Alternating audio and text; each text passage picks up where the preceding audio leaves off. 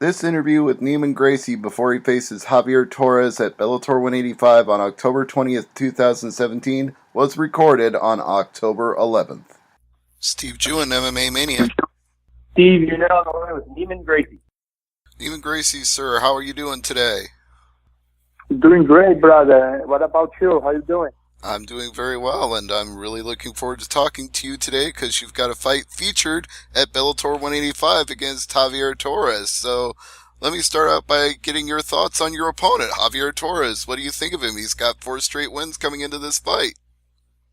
Yeah, I think it's a pretty good opponent. It's going to be a good test, and I'm ready to take it, Now, obviously, even though he's got 4 wins by submission, he doesn't have near the decorated record that you have when it comes to winning medals in jiu-jitsu and submitting opponents. 5 out of 6 wins come by submission. So, do you think he presents any threat to you in terms of going to the ground? Yeah, everybody's a threat, If you sleep on anyone, you might get choked or KO'd, so I don't take nobody lightly, So, what has your preparation been like for this fight? What have you done to get ready for Bellator 185 so far? So, preparation's been hard, like I always do, After my last fight, I took only like 2 weeks off, and I came right back to training. And it's been a great camp, and I'm feeling great. Feeling great and ready to perform. Well, speaking of your last fight, that performance at Bellator NYC submitting Dave Marfone, how satisfying was it to do that on such a big stage like Madison Square Garden? Oh, that was one of the highlights of my career for sure. It was awesome fighting at my second home and fighting in front of all my family, all my students and friends, and in one of the biggest arenas in the world, So it was one of the highlights of my life and my career, and it was awesome. I hope that every time they have an event here, they call me, I hope you're getting the call a lot more. It seems like you're fighting more and more often these days because, like you said, you didn't take very long off of Bellator NYC, and you're back at Bellator 185. Are you kind of picking up the pace now in your MMA career? Yes, for sure. All I do right now in my life is train, so I want to fight more for sure because I don't do nothing else in my life. All I do is train, eat, sleep. So I'll be happy that after this event, I get a call to fight again really soon, Maybe one more this year. Well, you say all you do is train, eat, sleep, but you did mention your students, so there's got to be a little time in there to teach, right? Yeah, but I'm teaching less and less and training more and more, It's hard. It's not easy, but I'm trying to make more time to train than to teach right now, I'm prioritizing on my career, and I hope that pay off. And it will pay off. Looking at the current divisional picture in Bellator, you're undefeated coming into this fight, and probably going to stay undefeated. I'll just say that right now. But, the welterweight... I hope so.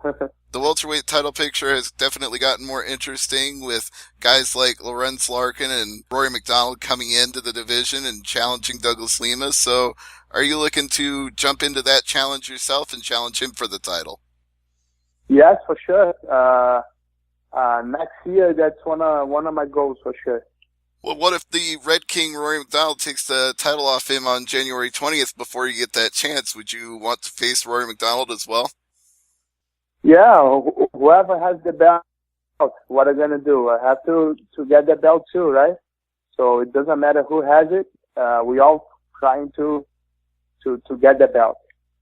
Do you think that having the Gracie last name puts a little bit of fear into the heart of your opponents? Because you've gotten a lot of rapid submissions in MMA, and you've won a lot of medals over the years, and that name has carried a lot of weight in jiu-jitsu over the years. Do you think it intimidates opponents before they even face you?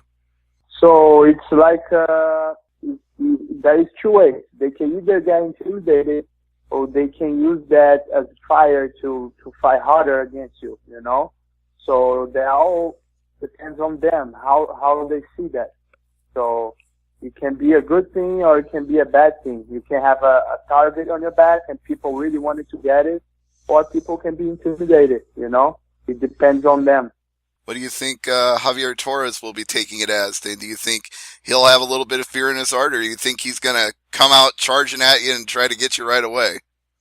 Man, I love MMA because we have no idea what's going to happen, you know. So people are going to have to tune in Friday night to see what's going to happen. If he's going to come at me or if he's going to play defensive.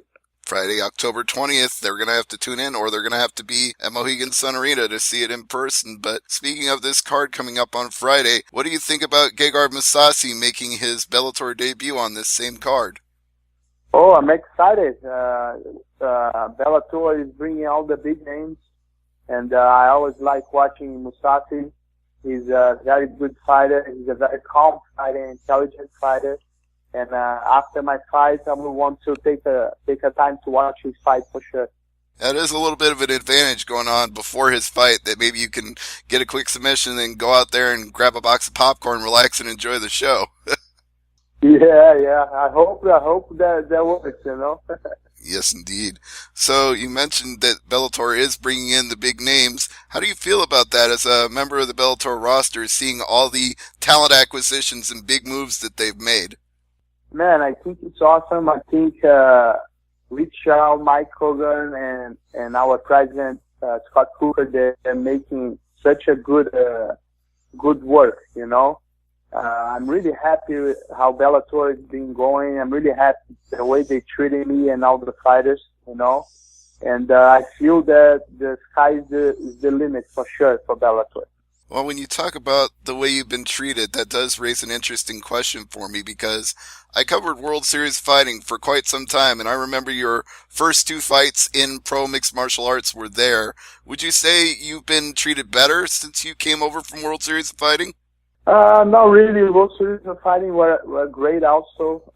Everybody there were great, but how can I say?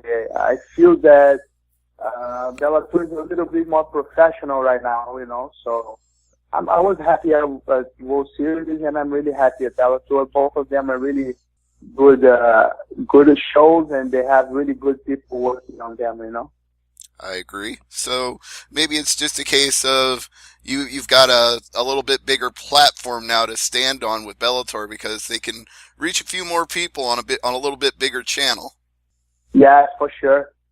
They have Spike TV behind them. They have I forgot the name of the owners, but yeah, it's getting bigger, you know, and I think it's gonna be the biggest organization soon.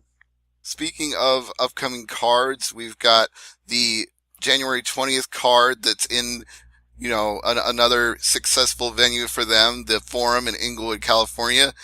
Everything goes well on this show. Do you want to be on that big card? I mean, how soon do you want to be back after this fight? Oh man, I want to be back soon. So I hope they give me a call and give me a fight soon. You know, because I've been healthy, I've been training. All I do is train, eat, and sleep. So it's the work, man. Hey, if all you do is train, eat, and sleep, how do you stay injury free? Because when you train that much, things do crop up over time. So to tell the truth, we're never injury free, you know. There's always a little thing, but if it's nothing too big, we just